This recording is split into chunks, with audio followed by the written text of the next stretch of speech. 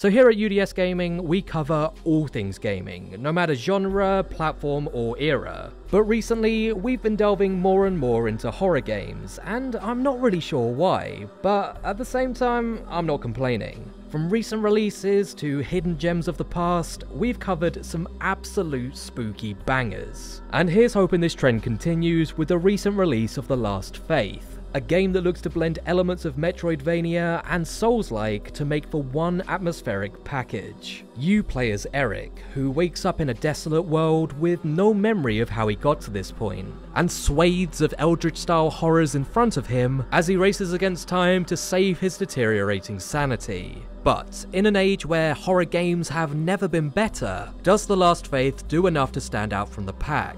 Watch on, and please excuse the ill groggy voice as we find out.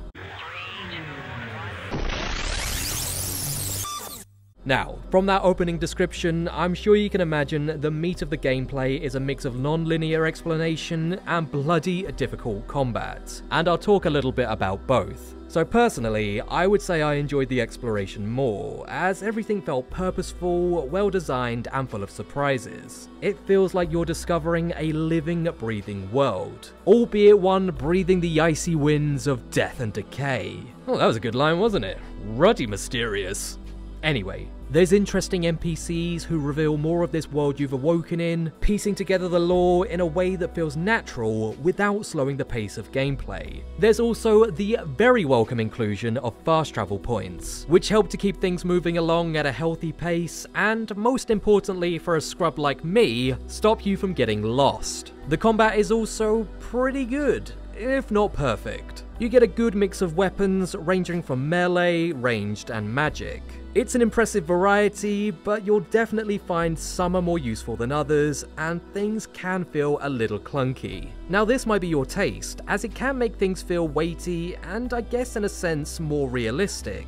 But I'm a man who likes his combat snappy, and this wasn't quite snappy enough for my tastes. But don't get me wrong, I still had a good time getting to grips with the various systems, and I'd be interested to hear your thoughts in the comments below.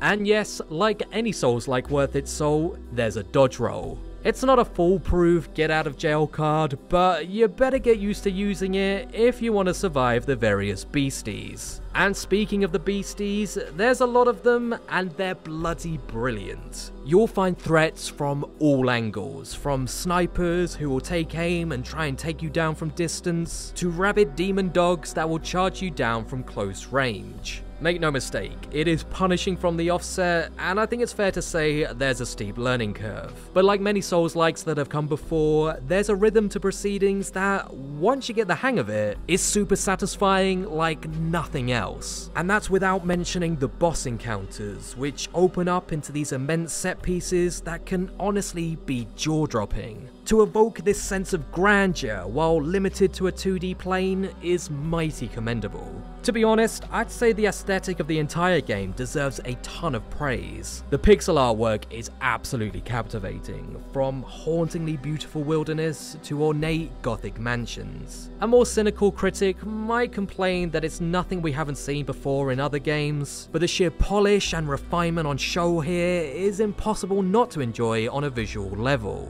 And the sound design is equally as engrossing. As action heightens, the score swells into epic orchestral movements, but equally fades away into chilling silence in the quieter moments. This makes way for the ambient sounds of creaking buildings, the splatter of viscera, and your own echoing footsteps. It's definitely one to check out with headphones if you want to get the full effect. So, The Last Faith is a game that owes a lot to its influences and what's come before, but it does more than enough to live up to these iconic forebears. Sure, it might not have the most polished combat, but it more than makes up for it with its world building, enemy variety, and captivating atmosphere. If you're like me and not ready to let go of Halloween season, do yourself a favor and keep it going by checking out The Last Faith.